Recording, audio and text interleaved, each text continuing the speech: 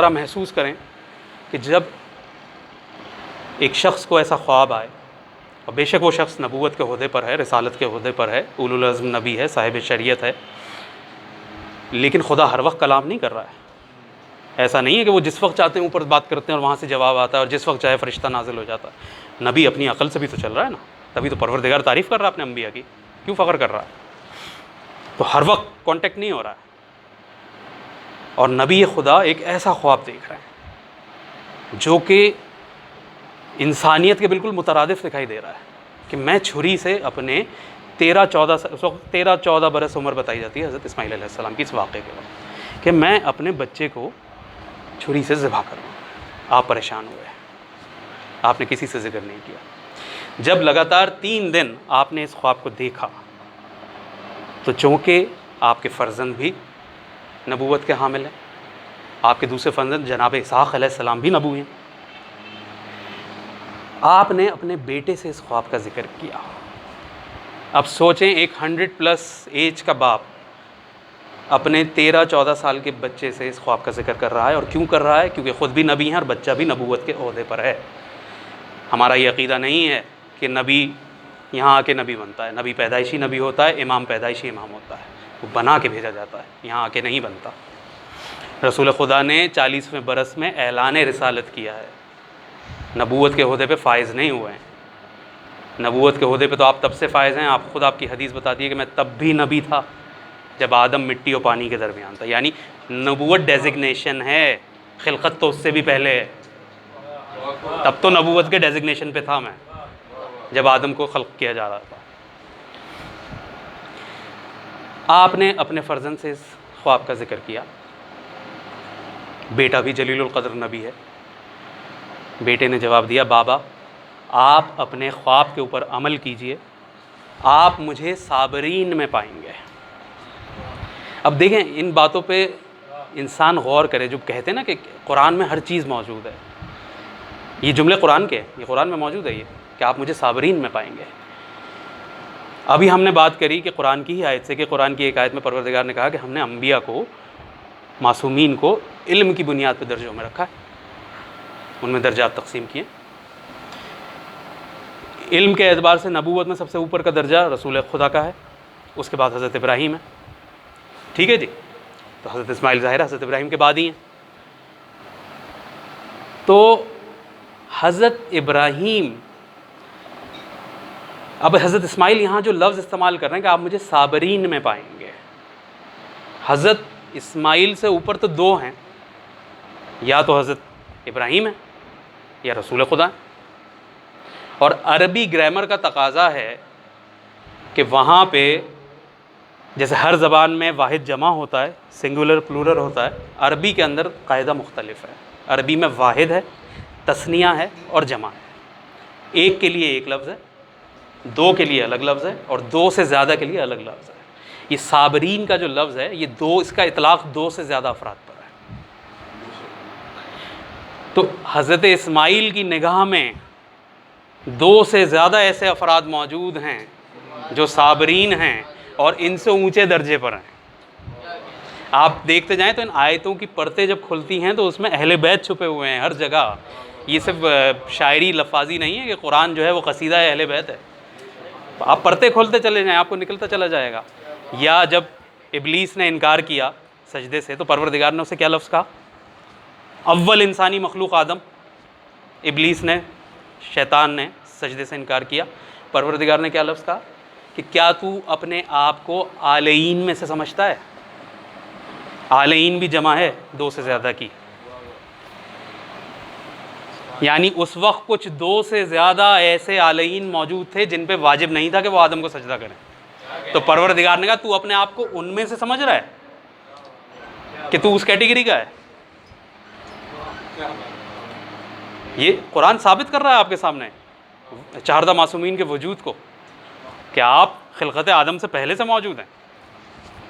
بہرحال ہم اپنے موضوع سے متصل ہوتے ہیں۔ بیٹے نے کہا آپ نے جو خواب دیکھا اس پہ عمل فرمائیے۔ اب صورتحال کیا ہوتی ہے؟ حضرت ابراہیم علیہ السلام جو ہیں، اب جلدی جلدی بات کو کمپلیٹ کروں میں، حضرت ابراہیم علیہ السلام حضرت اسماعیل کو ساتھ لیتے ہیں، اپنی زوجہ جناب ہاجرہ سے کہتے ہیں کہ اسماعیل کو نہلا دھلا کے صاف ستھرے کپڑے پہنا کے تیار کر دو، میں ایک دوست کے ہاں دعوت پہ لے کے جا رہا ہوں، اور ساتھ میں ایک چھری بھی رکھتے ہیں۔ تو جناب ہاجرہ پوچھتی ہیں کہ آپ دعوت میں جا رہے ہیں تو چھری کی کیا ضرورت ہے؟ تو کہتے ہیں کیا پتہ وہاں کوئی قربانی کرنی پڑے۔ تو کہتی ٹھیک ہے، دونوں باپ بیٹے چلتے ہیں۔ پروردگار نے خواب میں، آپ جب کتبوں کا مطالعہ کریں گے تاریخ کی، تو آپ کو پورا ملے گا کہ حضرت ابراہیم کو خواب میں جگہیں تک مینشن کی گئی تھی کہ آپ نے کہاں پہنچنا ہے عرفات کے میدان میں۔ تو آپ عرفات کے اس میدان میں پہنچے جو آج منا کہلاتا ہے۔ منا اس میدان کو جو نام دیا گیا ہے وہ دیا گیا ہے تمنا سے، کیونکہ یہاں حضرت ابراہیم کے دل میں ایک تمنا پیدا ہوئی تھی کہ میرا بیٹا بچ جائے، تو پروردگار نے اس تمنا کے حوالے سے اس جگہ کو منا کا نام، اور آج بھی قربانی حج کی اسی جگہ کی جاتی ہے۔ تو حضرت ابراہیم علیہ السلام وہاں پہنچتے ہیں۔ اب واقعہ مختصر، آپ سب کے علم ہے کہ ابلیس پہلے بھیس بدل کے جناب ہاجرہ کے پاس گیا اور کہا کہ تمہیں پتہ ہے کہ تمہارے شوہر کہاں گئے ہیں؟ تو کہا ہاں، اپنے کسی دوست کے یہاں گئے۔ اور پتہ ہے تمہارے بیٹے کو کیوں لے کر گئے ہیں؟ ارے دعوت ہے، لے گئے اسے بھی ساتھ؟ نہیں، وہ اسے ذبح کرنے لے کر گئے۔ فوراً نکلو باہر، بچاؤ اپنے بچے کو، اکلوتا بچہ ہے تمہارا۔ تو دیکھیں اس سے بھی ہمیں کیا سبق مل رہا ہے۔ میں وہ ہڈن باتیں ذرا سی کھول رہا ہوں پیچھے سے کہ اس سے کیا سبق مل رہا ہے، کہ جو نبی کی زوجہ کو گھر سے نکلنے پہ کہے وہ ابلیس ہوتا ہے، وہ مجسم ابلیس ہوتا ہے جو نبی کی زوجہ کو گھر سے باہر نکالنے کا کوئی ایک کام کرے۔ تو جناب ہاجرہ نے اس پہ لعنت بھیجی، وہاں سے چلا، پھر 3 جگہ رستے میں ملا حضرت ابراہیم علیہ السلام کو 3 روپ بدل کے، جس کی یاد میں آج وہاں وہ 3 پلرز بنے ہوئے ہیں، اور وہ بھی حج کے رکن میں شامل ہے۔ اس کو رمی کہتے ہیں، ان تینوں پتھروں کو پتھر مارنا۔ اور ہر مسلمان، وہ مسلمان جو شبیہ ذوالجناح، شبیہ تابوت اور علم، ان سب چیزوں کو بدعت سمجھتا ہے، وہ بھی یہ عقیدہ رکھتا ہے کہ میں ان پتھروں کو پتھر ماروں گا تو ابلیس کو لگے گی۔ تو قبلہ بتائیے کہ ہم کیا غلط عقیدہ رکھ رہے ہیں کہ جو خمینی صاحب نے کہا تھا رحمۃ اللہ علیہ نے کہ تم جو یہ سینوں پہ ہاتھ مارتے ہو ماتم کے لیے، یزید کے رخسار پہ پڑتا ہے۔ تو اب ہم یہاں پہ پہنچ گئے، اب ہم واقعے کو مکمل کر کے اس کو متصل کر دیں گے کربلا کے ساتھ۔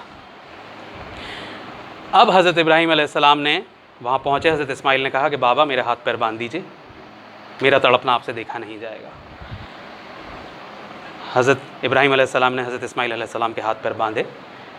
کچھ روایتوں میں ہے کہ آپ نے صرف آنکھیں بند کریں، کچھ روایتوں میں ہے کہ آپ نے آنکھوں پہ پٹی بھی باندھی تاکہ دیکھ نہ سکیں، اور پھر حضرت اسماعیل کو لٹا کے، اب آپ اس امیجنری اس کے اندر چلے جائیں کہ یہ بہت مشکل امتحان ہے، اور باقاعدہ بیٹے کی گردن محسوس کر کے چھری رکھی اور چھری چلا دی، اور چھری چلاتے ہی ہاتھ پہ، آپ سب کو تجربہ ہے بقرعید کے حوالے سے کہ جیسے خون کی جب دھار آتی ہے تو آپ کو ایک محسوس ہوتی ہے خون کی وہ گرمی، وہ خوشبو، تو ابراہیم نے وہ خوشبو، وہ گرمی اپنے ہاتھ پہ محسوس کری، اور اس کے ساتھ ہی ایک مینڈھے کے، ایک دمبے کے چلانے کی آواز سنی۔ تو آپ نے گھبرا کے پٹی کھول دی یا آنکھیں کھولی تو دیکھا کہ دمبا ذبح ہوا ہے اور اسماعیل سامنے کھڑے مسکرا رہے ہیں۔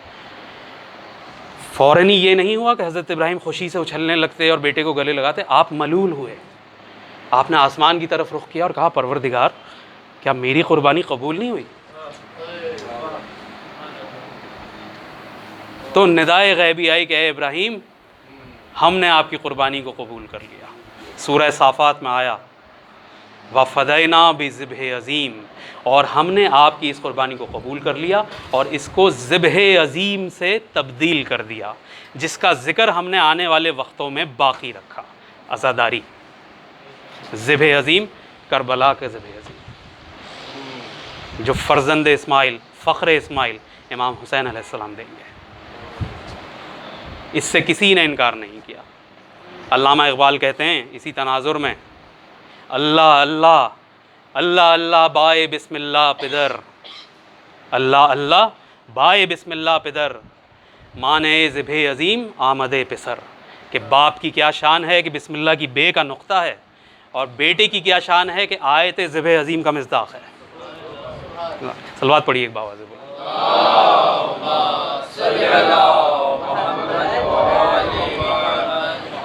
تو اب ہم جلد سے جلد اب واقعات کو مکمل کرتے ہیں۔ تو حج میں یہ سارے مناسک شامل ہیں جو حضرت ابراہیم نے وہاں انجام دیے، جو جناب ہاجرہ نے انجام دیے۔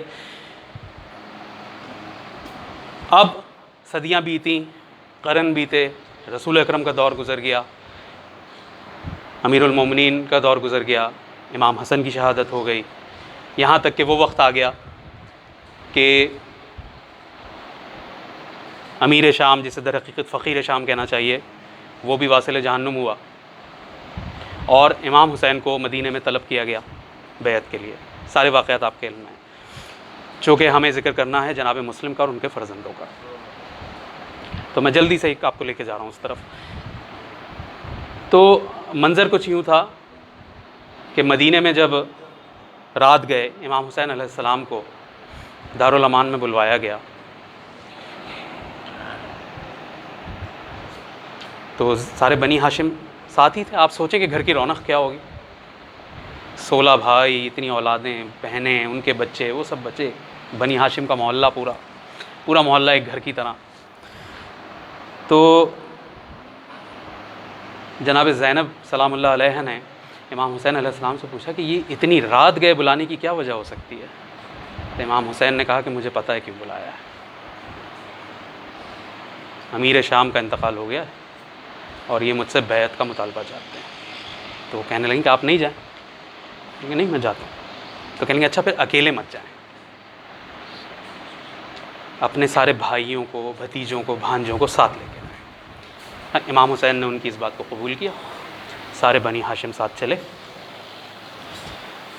دارالامان کے دروازے پہ پہنچ کے امام حسین نے کہا کہ تم سب باہر ٹھہرو، میں اندر جا رہا ہوں، اگر میری آواز اونچی ہو تو بلا تردد، بلا تامل اندر چلے آنا۔ امام اندر گئے، ولید بن عقبہ بیٹھا ہوا تھا تخت کے اوپر، اس کے برابر میں مروان ابن حکم بھی بیٹھا ہوا تھا۔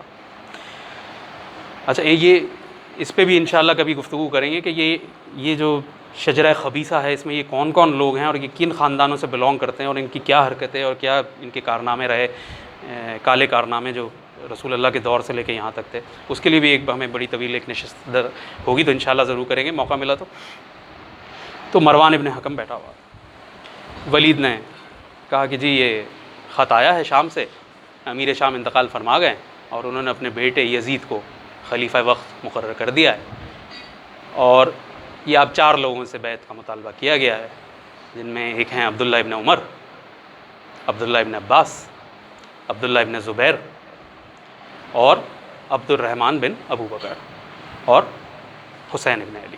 آپ لوگوں سے بیعت کا مطالبہ ہے۔ آپ کو سب کو پتہ ہے وہاں جو گفتگو ہوئی، امام نے کہا کہ اس تاریکی کی بیعت کا کیا فائدہ، دن کی روشنی میں سب کے سامنے بات کرتے اور پھر دیکھتے ہیں کون خلافت کا حقدار ہے۔ ولید نے کہا ٹھیک ہے، کل ڈے ٹائم پہ بات ہوتی۔ امام مڑے، جیسے ہی امام مڑے تو مروان نے ولید کے کان میں کہا کہ اگر ابھی حسین تمہارے ہاتھ سے نکل گئے تو پھر نہیں آئیں گے قابو، ابھی ان کا سر قلم کر دو۔ امام کے کانوں میں یہ جملہ پڑا اور امام مڑے اور غضبناک نگاہوں سے مروان کو دیکھا اور کہا یا ابن الزرقاء، اے نیلی آنکھوں والی عورت کے بیٹے، تیری یہ مجال کہ تو میرا سر کاٹے گا۔ امام کی آواز کا بلند ہونا تھا کہ تمام بنی ہاشم دارالعمارہ کے دروازے کو دھکا دے کے کھولتے ہوئے اندر داخل ہو گئے۔ جب اس منظر کو دیکھا، علی کے شیر عباس ابن علی کو بفرا ہوا دیکھا، ہاتھ میں بے نیام تلوار دیکھی، تو انہوں نے خاموشی اختیار کری۔ امام حسین واپس آئے گھر، اور گھر آ کے تخت کے اوپر خاموشی سے بیٹھ گئے، اور پھر کسی سے کہا کہ زینب کو بلا لاؤ۔ جناب زینب آئیں تو امام حسین نے کہا کہ بہن سامان سفر تیار کرو، اب مدینہ رہنے کے قابل نہیں ہے، ہم کل صبح ہی مکے کے لیے نکل جائیں گے۔ پھر سب آپ کے علم میں ہے واقعات، امام نے کس طرح تمام قبروں سے رخصت لی، جو کچھ ہوا، کس طریقے سے مدینے کو چھوڑا۔ اچھا عبداللہ ابن زبیر تو اسی راتوں رات ہی تاریکی میں ہی مکے کی طرف نکل گیا، کیونکہ جن لوگوں کو خطرہ تھا کہ ہم پہ بھی ذرا جبر دیا جائے گا۔ اچھا وہ لوگ سے بیعت کا مطالبہ اس لیے تھا کہ وہ چونکہ خود کو خلافت کا حقدار سمجھ رہے تھے، وہ چاہتے تھے کہ ہم بن جائیں، مگر اتنی ہمت نہیں تھی کہ اس کے خلاف سٹینڈ کریں، تو وہ بھی راتوں رات مدینے سے نکلا، اور اس کی یہ کوشش تھی کہ میں مکے پہنچ کے، کیونکہ زبیر بن العوام کا بیٹا ہے یہ عبداللہ ابن زبیر، یہ رسول خدا اور مولا کائنات کا پھوپھی زاد بھائی لگتا ہے، یہ وہی زبیر ہے جس کو مولا نے کہا تھا کہ زبیر ایک دن تم میرے خلاف تلوار کھینچو گے، تو زبیر نے اپنے گال پیٹ لیے تھے کہ مولا میں آپ کے خلاف، اور پھر تاریخ نے دیکھا کہ جمل میں زبیر ہی دوسری طرف سے آیا۔ تو بہرحال یہ وہ لوگ ہیں۔ امام مکے پہنچتے ہیں، مکے پہنچ کے دیکھتے ہیں کہ وہاں بھی صورتحال جو ہے وہ خاص بہتر نہیں ہے۔ امام حسین کے بھائی محمد حنفیہ حضرت علی کے بیٹے، وہ بھی مکے میں مقیم تھے، انہوں نے بھی آپ سے کہا کہ آپ مکہ میں ہی قیام کریں۔ عبداللہ ابن عباس جو آپ کے چچا زاد بھائی ہیں، عباس بن عبد المطلب کے بیٹے ہیں، انہوں نے بھی آپ کو کہا کہ آپ مکے میں ہی ٹھہریں اور ہم کوئی راہ نکالتے ہیں، بیچ کی کوئی سلوشن کرتے ہیں، کچھ بات کرتے ہیں۔ یہ ہوتے ہوتے پھر امام حسین کے پاس کوفے سے خط بھی پہنچنا شروع ہو گئے، جس میں ویسے تو کئی سارے خطوط ہیں، میں ایک مختصر سے خط کا متن بتا دیتا ہوں جو کوفے میں سلیمان بن سرد کے گھر پہ مومنین کی ایک میٹنگ ہوئی جس میں ایک خط لکھا گیا۔ اس خط کا مختصر سا متن میں آپ کو بتا دیتا ہوں، جس میں لکھا گیا کہ بسم اللہ الرحمن الرحیم، السلام علیکم، اما بعد، اے فرزند رسول، ہم ایسے پرآشوب حالات میں ہیں کہ ہمارے پاس کوئی پیشوا نہیں ہے، کوئی ہدایت کرنے والا نہیں ہے۔ ہم چاہتے ہیں کہ آپ جلد از جلد ہماری داد رسی کریں اور کوفے کے لیے آ جائیں، اور جتنی جلدی ہو سکو آ جائے، اور جلدی کریں، جلدی کریں اور پھر جلدی کریں۔ تو جب امام تک ایسے خط پہنچے تو امام نے اپنے چچا زاد بھائی حضرت مسلم ابن عقیل علیہ السلام امام حسین کے چچا زاد بھائی بھی ہیں، اور آپ کی ایک بہن جناب رقیہ کے شوہر بھی، یعنی بنیادی نسبت چچا زاد بھائی ہونا ہے اور نسبتی رشتہ داری بہنوئی بھی۔ حضرت مسلم بن عقیل، قیس ابن مساہر، عمرو بن سلولی اور عبداللہ ابن ارجعی، ان لوگوں کو امام حسین نے کوفے کی طرف روانہ کیا کہ آپ لوگ جائیے اور کوفے میں جا کے اپنی پہچان کو مخفی رکھیے، لوگوں سے ملیے اور دیکھیں کہ جو کچھ وہ خط میں لکھ رہے ہیں کیا ان کی نیتیں بھی وہی ہیں۔ اگر وہ سچ مچ ان نیتوں کو چاہتے ہیں تو مجھے بتائیے، میں تشریف لاتا ہوں۔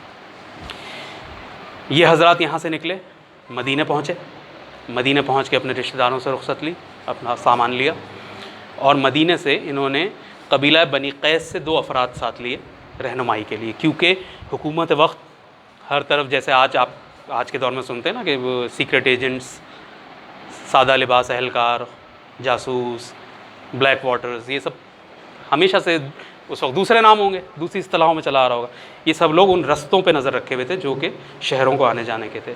تو ان لوگوں نے اختیار کیا کہ ہم معمول سے ہٹ کے رستہ اختیار کریں گے اور جو عام رستہ ہے کوفے کی طرف جانے کا اس سے نہیں جائیں گے۔ جب یہ معمول سے ہٹ کے دوسرے رستے سے چلے تو رستے میں شدید گرمی، ابھی آپ کراچی کی گرمی بھی فیس کر رہے ہیں، اور آپ لوگوں میں سے کئی لوگوں نے عرب ممالک کی گرمی بھی دیکھی ہوگی کہ 50-55 ڈگری ٹمپریچر، تو اس کو برداشت کرنا مشکل ترین کام ہو جاتا ہے، اور خاص کر اس وقت جب کہ سینڈ اسٹارم آ جائے۔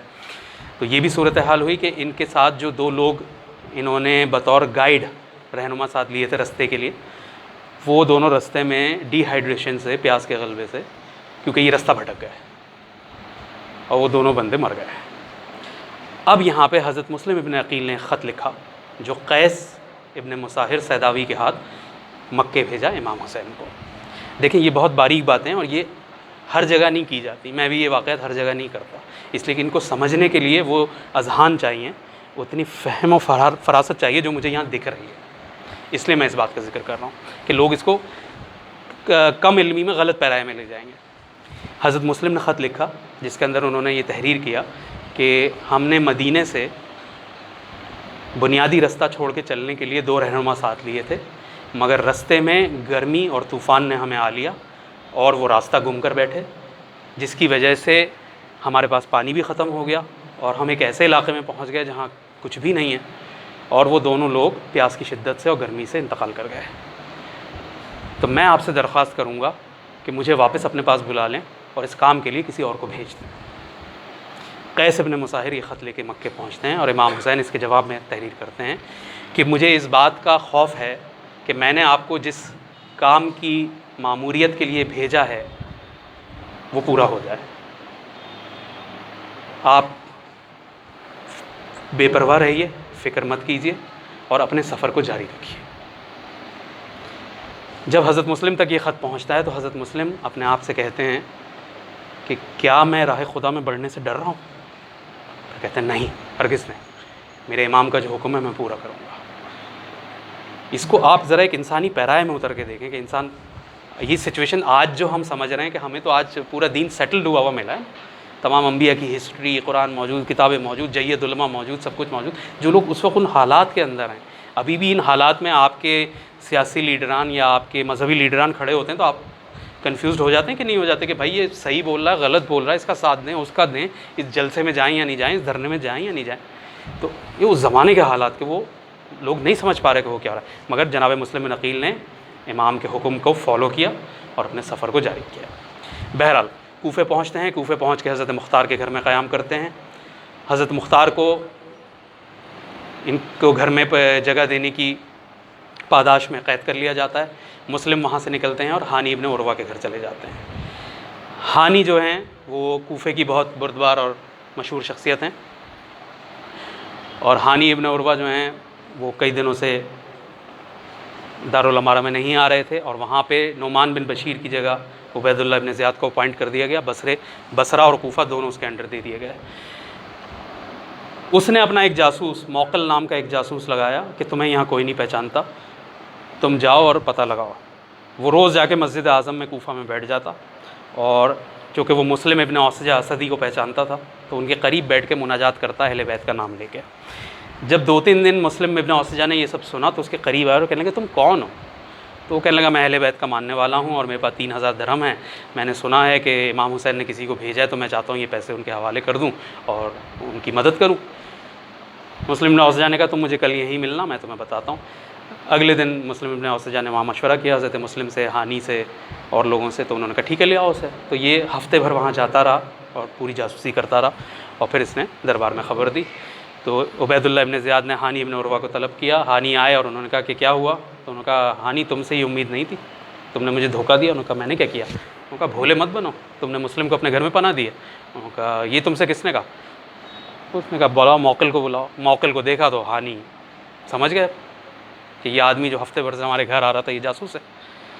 اس نے کہا مسلم کو حوالے کرو۔ ہانی نے کہا دیکھو وہ میرے مہمان ہیں اور میری حمیت یہ اجازت نہیں دیتی کہ میں اپنے مہمان کو تمہارے حوالے کروں، مجھے اجازت دے دو، میں انہیں اپنے گھر سے جانے کو کہہ دیتا ہوں، پھر تم جو چاہے ان کے ساتھ کرو، مگر میں انہیں تمہارے حوالے نہیں کروں گا۔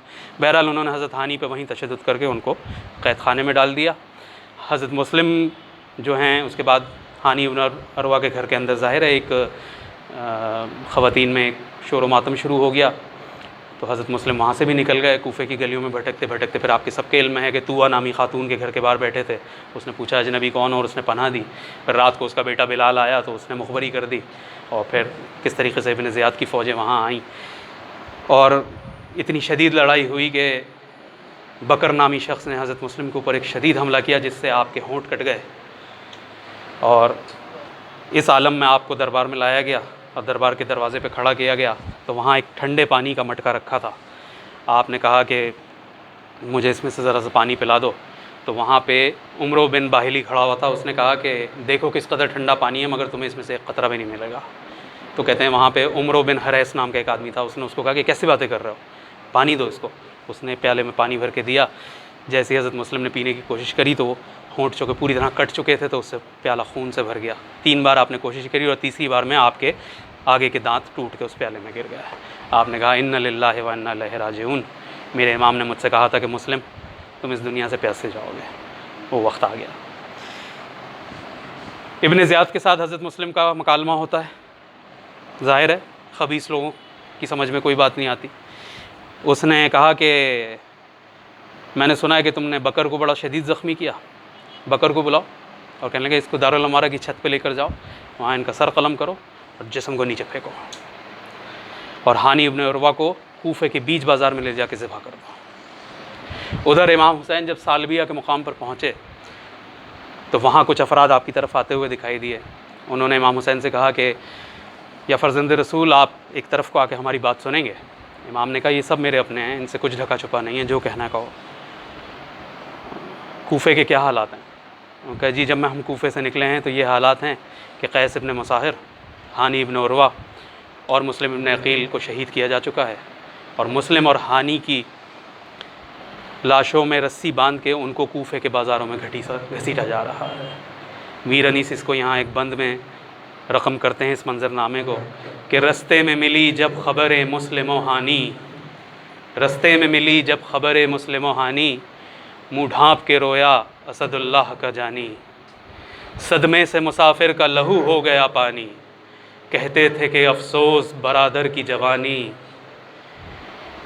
آج تم پہ جو گزری ہے وہ ہمارے لیے کل ہے، مسلم کی شہادت ہمیں پیغام اجل ہے۔ حضرت مسلم کی شہادت کے بعد ہی حضرت مسلم کے وہ دو بچے، آپ کو پتہ ہے حضرت مسلم نے دربار میں ایک خواہش کا اظہار کیا تھا۔ عبید اللہ ابن زیاد نے کہا تھا کہ کوئی آخری بات کرنی ہے تو کر دو، کوئی وصیت کرنی ہے، تو آپ نے نظر ڈالی تو آپ کی نظر عمر سعد پہ پڑی۔ آپ نے کہا کہ عمر سعد میرا رشتہ دار لگتا ہے دور کا، میں اس سے ایک وصیت کرنا چاہوں گا، یہ الگ آ کے اگر میری بات سن لے۔ تو وہ نہیں آ رہا تھا، ظاہر اس کو ڈر تھا خلیفہ کا۔ تو بہرحال عبید اللہ ابن زیاد نے اس کو کہا کہ سن تو لو کیا کہہ رہا ہے، تو وہ گیا سائڈ میں ان کے ساتھ۔ تو حضرت مسلم نے اس سے کہا کہ دیکھو میں اپنی رشتہ داری کے واسطے سے تم سے کہہ رہا ہوں کہ میری شہادت کے بعد میری میت کو دفن کر دینا، اور میری زرہ اور تلوار بیچ کے میں جب سے کوفہ آیا ہوں 700 درہم کا مخروض ہو گیا ہوں، وہ ادا کر دینا، اور میرے دو بچے مجھ سے بچھڑ گئے ہیں ان کو ڈھونڈ کے انہیں واپس مدینہ بھیج دینا، اور ہو سکے تو کسی طرح امام حسین کو یہ خبر بھجوا دو کہ کسی بھی حال میں کوفے نہ آئیں، کیونکہ میں انہیں خط لکھ چکا ہوں کہ یہاں کے لوگ آپ کے ساتھ ہیں۔ جب وہ واپس آیا تو عبید اللہ ابن زیاد نے پوچھا کہ کیا وصیت تھی، اس نے پوری بات بتا دی۔ تو وہ کہنے لگے کہ مجھے کوئی حرج نہیں ہے،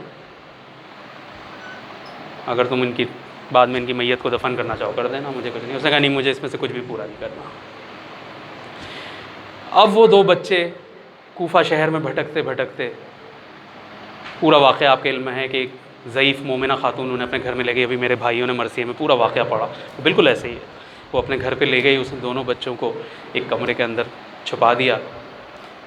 روایتوں میں دو آیا ہے، ایک جگہ آتا ہے کہ وہ اس ضعیف خاتون کا داماد تھا، اور ایک جگہ آتا ہے کہ اس کا شوہر تھا جس کا نام حارث تھا۔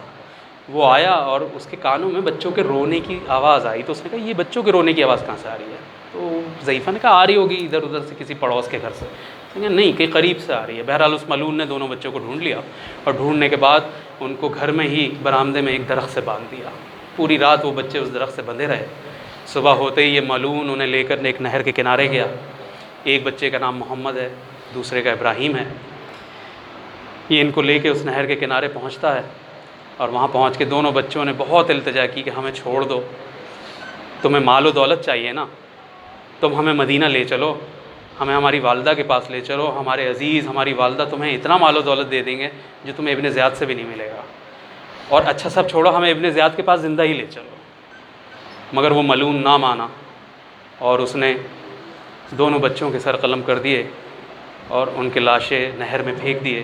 اور روایات بتاتی ہیں کہ جب بڑے بھائی کا لاشا نہر میں پھینکا تو وہ لاشا نہر کے اوپر ہی تیرتا رہا، یہاں تک کہ جب دوسرے بھائی کا لاشا نہر میں پھینکا تو دونوں لاشیں ایک دوسرے کے قریب آئے، اور دونوں بھائیوں نے ایک دوسرے کی باہوں میں باہیں ڈال دی۔ بعد میں امام کے ہی ایک صحابی مسیب ابن نجبہ نے ان کی میتوں کو اسی علاقے میں دفن کیا جہاں آج ان کا روضہ ہے، جو مسیب کا علاقہ کہلاتا ہے، وہ ان صحابی کے نام سے ہی معروف ہے۔ تو حضرت ابراہیم علیہ السلام نے مکے آنے کے لیے، کربلا اس وقت چھوٹی چھوٹی ٹکڑیوں میں بٹا ہوا تھا نا، ماریا، نینوا، کربلا، مختلف نام تھے، شط الفرات۔ تو نینوا سے جو رستہ مکے آنے کے لیے بنایا تھا، دنیا کو معلوم نہ پڑتا کہ وہ رستہ کیا ہے اگر حسین اسی رستے سے واپس نینوا تک نہ پہنچتے۔ جس رستے سے دادا آئے تھے اسی رستے سے پوتا واپس گیا۔ اور یہ جو آج ہم زیارت میں سلام کرتے ہیں، السلام علیکہ یا ابا عبداللہ، یہ ہمیں حضرت مسلم نے عطا کیا ہے۔ پروردگار اس مجلس کو قبول فرمائے، آپ کے رونے کو قبول فرمائے، ہماری اس قلیل سی عبادت کو قبول فرمائے۔ یہ سلام حضرت مسلم کی تاثیر ہے جب آپ نے تلوار کے نیچے سے اپنے امام کو سلام کیا تھا۔ بسم اللہ الرحمن الرحیم، السلام علیکہ یا ابا عبداللہ، السلام علیک یا ابن رسول اللہ، السلام علیک یا خیرت اللہ و ابن خیرت، السلام علیک یا امیر المومنین و ابن سید الوصیین،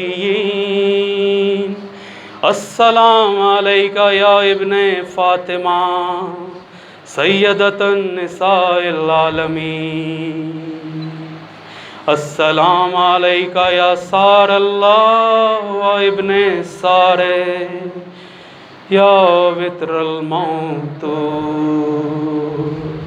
ماتم حسین۔